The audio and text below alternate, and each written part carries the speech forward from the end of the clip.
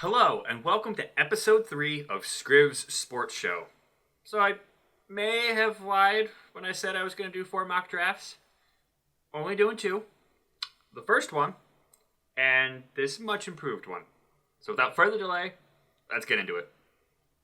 With pick number 1, I have the Jacksonville Jaguars selecting Ikem Ekwonu, offensive tackle, North Carolina State. Protecting Trevor Lawrence should be the top priority for the Jaguars. Ekwonu is the highest graded tackle in the class according to PFF, and his tape backs that grade up. A fast and powerful tackle to build the O-line around. The second pick, I have the Detroit Lions taking Aiden Hutchinson, edge, Michigan. I don't think the Lions are going to go quarterback here, not because they believe in Jared Goff, but because I don't think there's a quarterback worth taking at number 2. Instead, they fix another area of need. Edge. Detroit's poor pass rush will get a boost from the ultra-talented hometown kid in Hutchinson, the best edge in the draft. At number 3, I have the Houston Texans taking Kayvon Thibodeau, edge, Oregon. The once-upon-a-time consensus number 1 pick in most mocks, he is fast, powerful, and can play in both the 3-4 and 4-3 defenses. Dude is a monster and has all the tools necessary to succeed at the NFL level. Houston's defense showed promise near the end of last season, and Kayvon will help to keep that momentum going. At number 4, the New York Jets will take Evan Neal, tackle, Alabama. Zach Wilson was running for his life most of last year. I know Mekhi Becton was out for most of the season, but the rest of the line was very bad. Getting Becton back and pairing him with Neal is just unfair. Neal might be the best run blocker in the draft and is one of the best pass blockers. He's probably better at right tackle, which is perfect for the Jets. Number 5, I have the New York Giants taking Kyle Hamilton, safety, Notre Dame. I know. The Giants need help along the offensive line. They did address that this offseason, but they lost Logan Ryan and Jabril Peppers, so safety actually might be the bigger need now.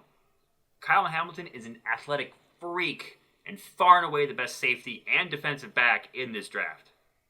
He can do it all from the safety position, and while injuries may be a concern as he missed most of last season, his combine and pro day performances suggest he is 100% and should be a top 10 pick.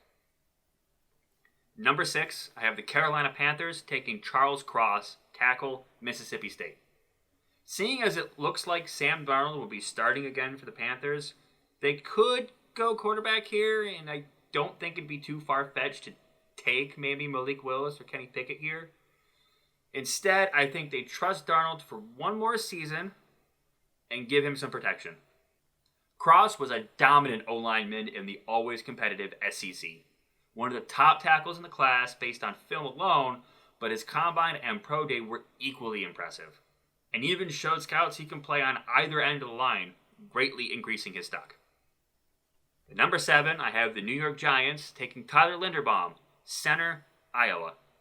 I know taking a center this high is sacrilegious to some people, but Tyler is the highest graded center in history and was absolutely phenomenal at Iowa. The Giants signed John Feliciano to play center, but I see him as more of a temporary solution, whereas Linderbaum is the long-term answer. At number 8, I have the Atlanta Falcons taking Trayvon Walker, edge, Georgia.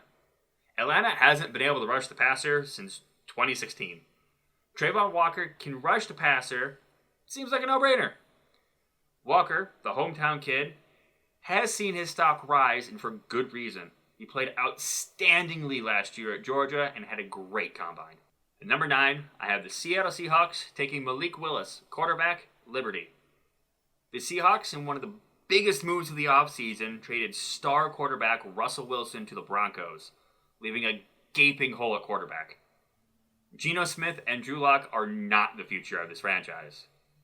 Malik Willis, on the other hand, might be. He played very well at Liberty with his strong arm and dual threat ability, but his combine and pro day have shot his draft stock through the roof. He might not be ready day one, but with time, he has the potential to be a star in the NFL. At number 10, I have the New York Jets taking Ahmad Garner, corner, Cincinnati. The best corner in the draft, bar none. Gardner was the definition of a lockdown corner in college, regularly shutting down opposing teams' top wide receivers. He fills a need for the Jets and has all the potential in the world to be a top corner in the NFL. At number 11, I have the Washington Commanders taking Garrett Wilson, wide receiver, Ohio State. In my opinion, the best wide receiver in the class. Great hands, great body control, great awareness, and great at slipping through tackles. He might not be the fastest, but he isn't slow either. Pair him with Terry McLaurin, and the Commanders will have two devastating weapons for Carson Wentz to utilize against opposing defenses.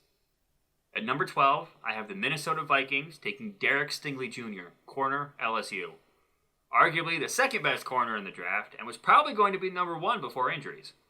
Those injuries are a concern, but he was emerging as a true shutdown corner before said injuries. And if his pro day is anything to go by, he is right back to where he was and should make an immediate impact in Minnesota. Number 13, I have the Houston Texans taking Jamison Williams, wide receiver, Alabama. Davis Mills needs someone other than Brandon Cooks to throw to. Jamison Williams is an excellent deep threat and has the speed to burn defenders early in routes. He put up video game-like production at Alabama, and if not for tearing his ACL, might have helped Bama win another title. Houston shouldn't be very good next year, so no need to rush him back, but once he is back, this Texans offense will take a big step forward. Number 14, I have the Baltimore Ravens taking Jordan Davis, defensive tackle, Georgia. Baltimore needs to go defense here. Their deep was not great last year, and part of that was injuries, and part of that was just poor play. The interior D-line lost a couple of guys, and while Campbell is back, he is a year older.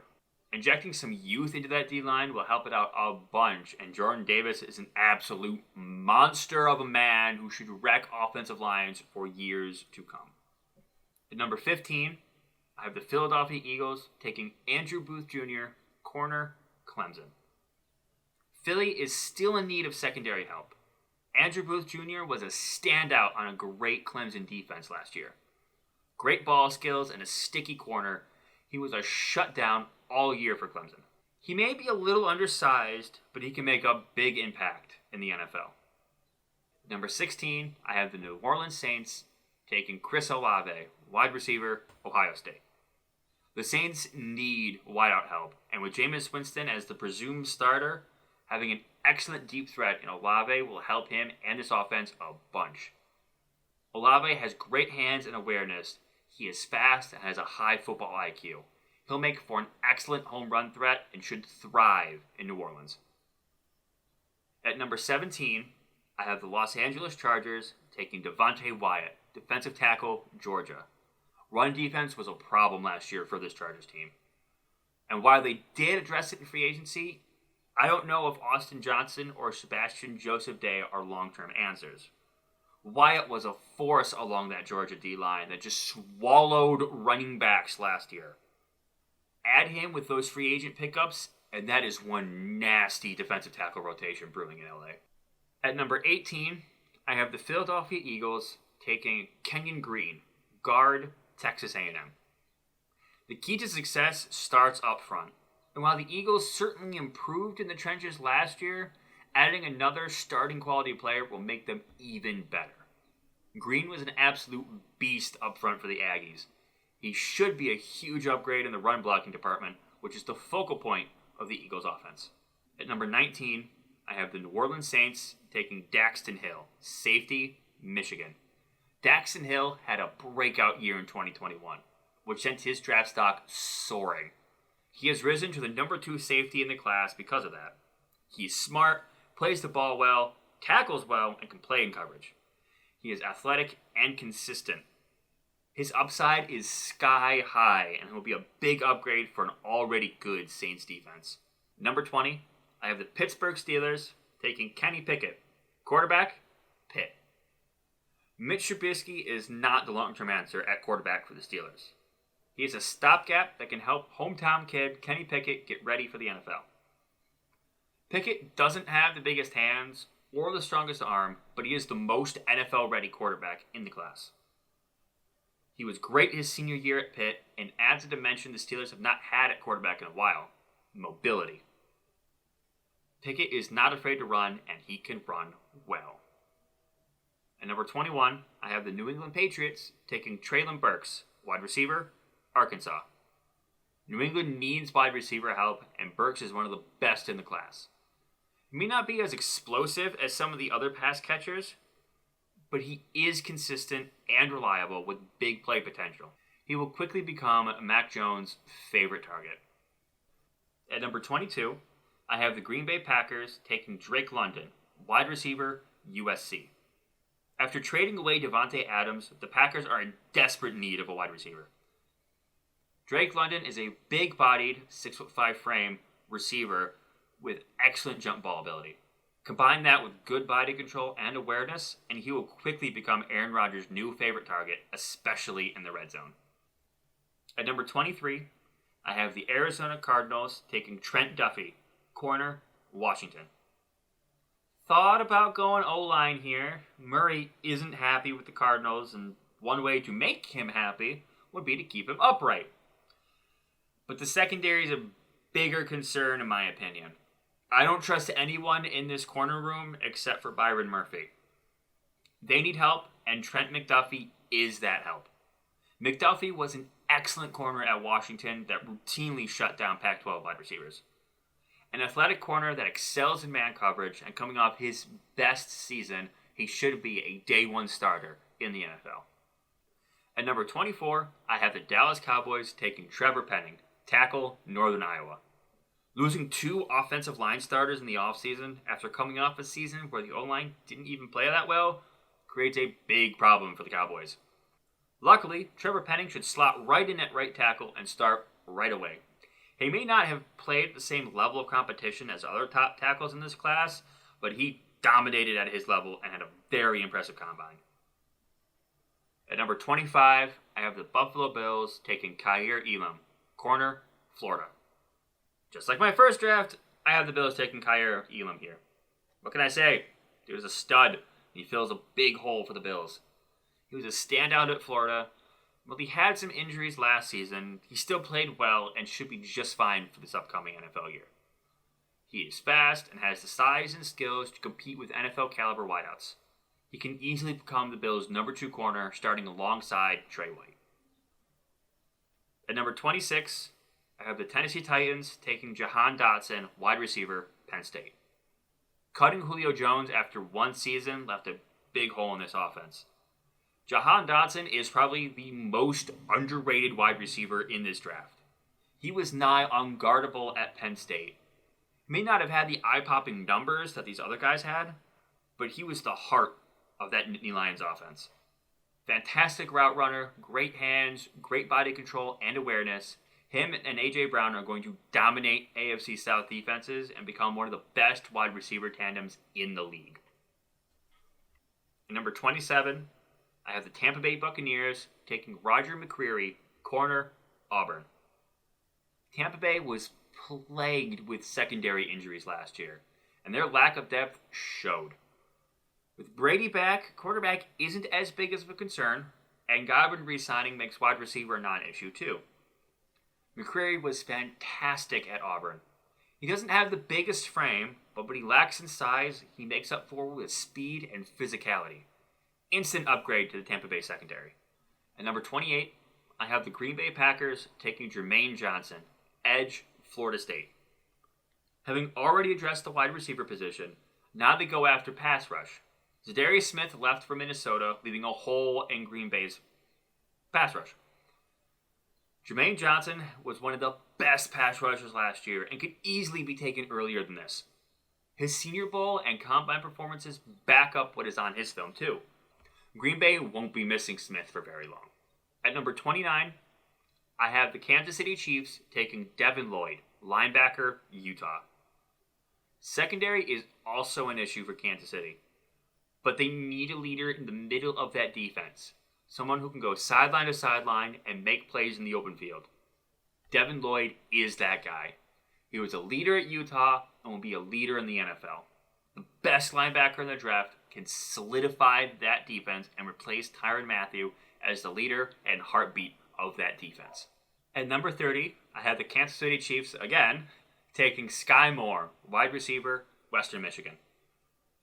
This is definitely a loaded wide receiver class, which makes things difficult for the wide receiver needy Chiefs picking all the way down here. They may miss out on one of the top wideouts, but there are plenty of gems still available, like Sky Moore. He is no Tyreek Hill, but he can fill that now open slot position in Kansas City's offense. He's got good speed, great hands, and can make big plays when called upon to do so. At number 31, I have the Cincinnati Bengals taking Zion Johnson, guard, Boston College. 70. That's how many times Joe Burrow was sacked last season. Cincinnati has spent a lot to improve the O-line, and as is certainly better than last year, but it's not perfect. Johnson can help solidify the interior part of that line at either guard or center. He is a great blocker and has outstanding awareness. No more 70 sack seasons for Joe Burrow. At number 32, I have the Detroit Lions taking Desmond Ridder, quarterback, Cincinnati. Number 2 was too high to take a quarterback, but number 32 is perfect. 2 are already off the board, but there are still plenty of quality options left. In steps Desmond Ridder. He had a fantastic senior season at Cincinnati, even leading them to a playoff appearance. He has the physical qualities to be a starting quarterback in the NFL, and complements that with the mental fortitude to succeed on Sundays as well. He'll need time to develop into a starter, but I think Detroit's future is bright with Ridder under center. Thank you so much for watching. Next video will probably be baseball related, as it is that time of year. I promise this time. I hope you enjoyed my ramblings, and good luck to your team in the draft.